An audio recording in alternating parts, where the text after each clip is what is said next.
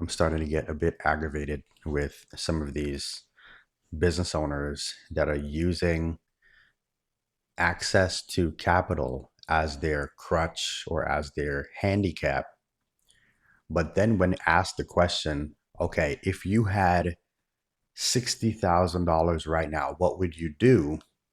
These same entrepreneurs are having trouble answering this question. That is an oxymoronic situation. I hope anyone that's listening here understands that. If you are an entrepreneur and you have no idea what you would do with capital, I hope you understand that is one of the primary reasons that entrepreneurs fail. Most entrepreneurs do not fail because they did not get access to capital. They fail because they got access to it and didn't know what the hell to do with it. That's the reason why they defaulted on a loan. They had some judgment. They overspent, so they ended up running out of the money that wasn't theirs in the first place.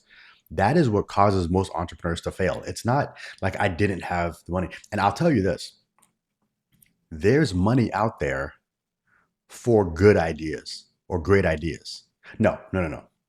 I'm going to keep it at good. Okay. There's money out there for okay ideas. If you understand exactly what the outcome would be with capital within your business, you're going to get access to it. Now, I know a lot of folks like they, I think a lot of people, depending on your relationship with money, many people don't want um, to, they don't, they're not in the mode of being a fiduciary steward of capital. And that's been a challenge for a lot of entrepreneurs. A lot of people, they're used to just spending their own money. So it's like, hey, I have it, I can spend it. Or even if it's credit, I have some credit, I can spend it.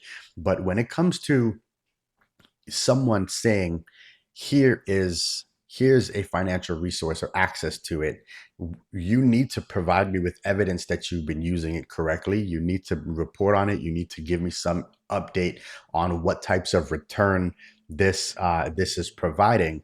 That's when things get a little sticky because of the relationship that many have with money. I want to encourage you to get out of that mindset. All right. Actually, you know what? I know it's not as simple as you just getting out of it. It takes work. It takes work. But the first thing it takes is you making a decision to say, hey, like, I don't want this whole financial thing to be a crutch for me anymore. I don't want this to be, or a handicap. I don't want to think like this. I want to start to think as an entrepreneur. If you make that decision, a lot of other things starts to flow in, uh starts to flow into your venture, into your life. It's a very different world when you change your purview. There's this part of our brain, it's called the reticular activating system. It's what causes you to start to see things that you otherwise was filtering out. So there's this experiment. Well, it's not an experiment, but it's sort of an exercise. If I were to tell you today, right? Like, let's say you left the house and you came back. If I were to tell you, hey, or ask you, hey, how many red cars did you see? Your mind did not, because there's so much that your mind could have processed, your mind didn't look for red cars. So your answer most likely would be, I don't know.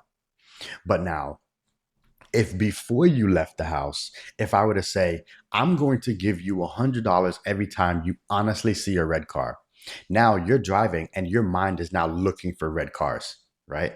So when you get back to the house and I ask you, like, hey, how many red cars do you see? You'll have an answer because now you know that there's a return benefit for filtering that in. Now, if I were to then ask you, hey, okay, here's your money for all of the red cars. How many blue cars did you see? Your mind would again glitch, right? Again, the reason why is because your mind is focused on filtering specific things in right now. And being a fiduciary steward of capital is one of those things that I don't think we're naturally taught. So we're not always thinking, well, hey, this person over here that's near retirement, they might have some capital inside of an IRA that they might want to invest in a business like mine. Hey, there's this business over here that has a very similar audience. Maybe it's a good idea for us to partner. Hey, there's this organization over here that has that has this particular program that may be a pretty good fit with my particular business model. I think that I can, like, your mind isn't filtering that stuff in because you haven't trained it to do so. All right. So again, I'm not saying that there's a quick fix to this, but there is a decision that needs to be made.